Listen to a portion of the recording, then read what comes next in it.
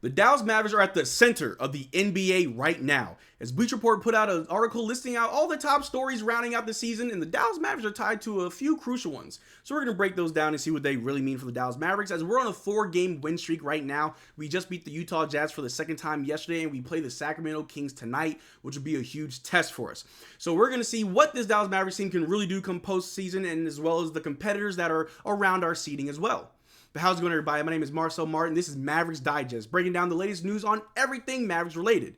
Before we get into today's video, 65.5% of you guys watching are not subscribed. That number is slowly going down day by day. But if you want to stay up to date on everything the Mavericks are doing with our live streams, our videos, make sure you subscribe so you don't miss out on a single thing that we're doing.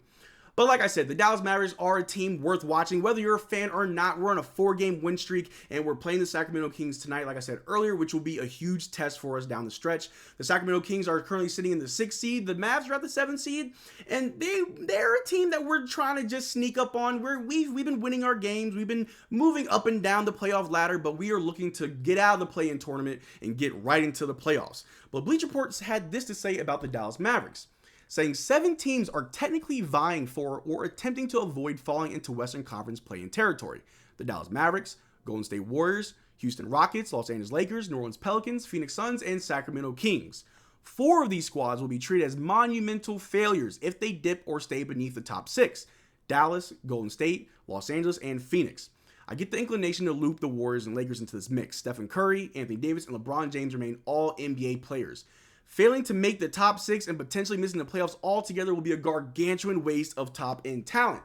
And as you all know, this Dallas Mavericks team has had somewhat of a rocky last 2 seasons as far as our roster shakeup, where 2 seasons ago we made the Western Conference Finals with arguably less talent and a weaker roster, where now as far as it seems to me that this team is the best it's been in years. We have Kyrie Irving. We have Luka Doncic, who has gotten better. We have Daniel Gafford, the landlord. We got PJ Washington, PJL. We got Dante Exum. Josh Green has been great for us. Tim Hardaway Jr. as well as Maxi Kleber and the rest of the guys have been playing very well. Some playing better than others. Some definitely need to step it up.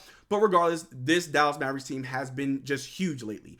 Ever since the trade deadline, our identity has changed. I've said it before. We're not really relying on that 3-point shot to win us games. We're getting it all down low in the paint. With Daniel Gafford, with Derrick Lively, just in that pick and roll situation, the Dallas Mavericks are starting to look like the new Lob City team of the NBA.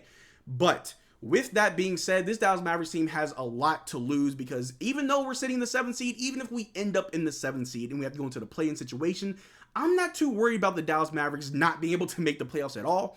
But once when we get to the playoffs, we have to make a deep run, or everything that we traded for, all those picks, all those players, will look like we did it all for nothing. And even though we have these guys on contract, we have next year to really iron out those kinks, but to make a statement, to let the league know that the Dallas Mavericks are here to contend, we have to do our best this postseason. And as far as other teams like the Lakers and the Warriors, 2 teams with all NBA players, generational talent in Steph Curry, Klay Thompson, LeBron James, Anthony Davis, just to name a few, they're not looking too good sitting right now the 9th and 10th seed, with the Houston Rockets slowly creeping up on the Golden State Warriors and the Los Angeles Lakers, which they could possibly knock one of those 2 teams out. And those teams definitely have a lot more to lose than us, because, again, those are just generational talent, Hall of Famers. And even though we do have our own Hall of Famers, those 2 teams with that much talent being that low on the seeding in the Western Conference is not a good look. The Pelicans, they are ahead of us. I want to say they're about the 5th seed right now.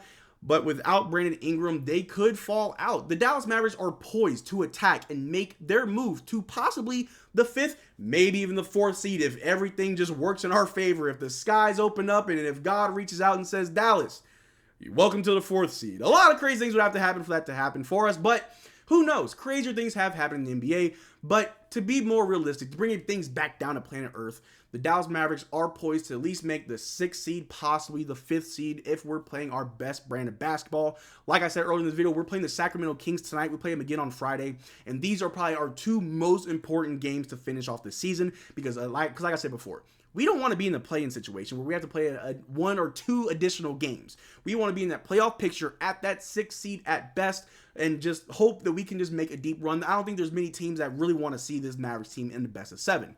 But the Bleacher Report article continues, they go off a little tier list saying, in tier 1, who are the conference favorites? You have the Denver Nuggets and the Boston Celtics, rightfully so. They're both the number 1 seed in their respective conferences. In tier 2, they're title contenders hands down. The Milwaukee Bucks, Minnesota Timberwolves, and Oklahoma City Thunder. I'd argue the Minnesota Timberwolves and the Thunder, but Bucks, that's about right. Tier 3, probably championship threats, the Los Angeles Clippers. They have been losing a few of their games in ugly fashion, but they could possibly turn around come playoff time. And then there's tier 4. If they're healthy and hit already established peaks at the right time, you have the Cleveland Cavaliers, Philadelphia 76ers, and the Phoenix Suns. And honestly, I don't even agree with that. You have the Philadelphia 76ers, who are a top 3 team in the East, who are now sitting at the 7th or 8th seed in the East. Without Joel Embiid, that's a huge drop-off. And the Phoenix Suns just last night, without Victor Wembanyama, lost to the San Antonio Spurs. The Dallas Mavericks, we haven't had an embarrassing loss like that in a long time. Any loss that we have in recent memory has come because of injuries or the referees, who are just our biggest threat, it feels like. But in this little tier list, it's very weird to not see the Dallas Mavericks. But the article continues to say there's also another tier that doesn't have as much to do with actual contention. Dallas Mavericks, Golden State Warriors, and Los Angeles Lakers.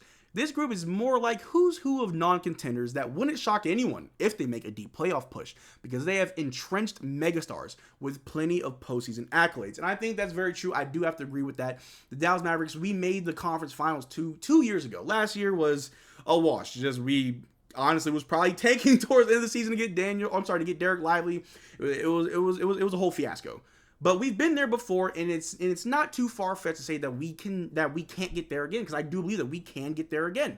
This team has the right talent. Luka is 2 years older, since the conference finals that we made 2 years ago. He's gotten better. He's having an MVP caliber season. Kyrie Irving, we all know what he brings, his championship pedigree, and just phenomenal and just great play and knowing how to close out games. We have Daniel Gafford, the landlord, who's been locking down NBA centers left and right since he's joined this Dallas Mavericks team, giving them nightmares, it feels like. PJ Washington being a great lockdown defender. We got Derrick Jones Jr. We have Josh Green, who hopefully he'll come back from his injury. We have the tools, we have the pieces, and we have a lot of other players. We have a good supporting cast to really help Luka Doncic and Kyrie Irving make a push, and hopefully this Dallas Mavericks team can make the proper push to let the league know that, hey, we're the real deal, and even if we don't win all this season, you better watch out, because next season we're just going to get that much better.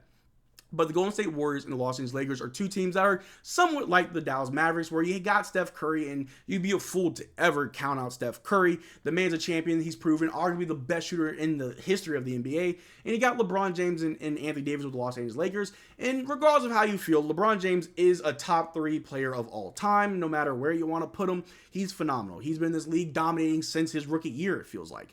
And unless you want to count that first year in Miami, where the Dallas Mavericks had to show him who's boss, but you still don't want to doubt him, because it was only about 3 or 4 years ago where the Los Angeles Lakers did win the NBA championship in the bubble.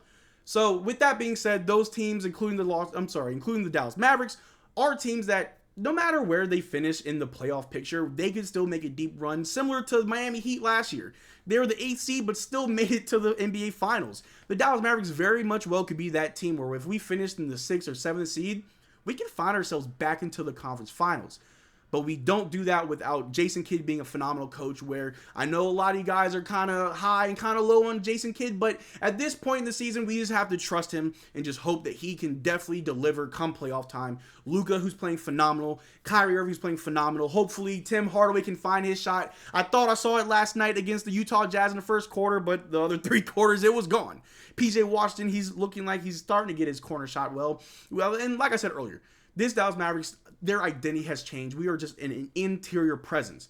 But I really don't think that we could really get as far as we could if we don't start hitting our shots, if we don't start defending better, if we don't make the right adjustments, the right in-game adjustments. But if we can do all that, we're fine. I have no doubt in my mind that this Dallas Mavericks team could give any of the top teams hell come playoff time. But we got the Sacramento Kings tonight. We will be going live for that, so make sure you tune in. And make sure you check out the links below. We got our Twitter and our Discord down below. Consider becoming a channel member to enter a chance to win a free jersey giveaway that we will be doing on April 2nd against the Golden State Warriors at halftime. On that stream, we will be announcing the winner. But until tonight, where we go live, y'all take care. And as always, peace.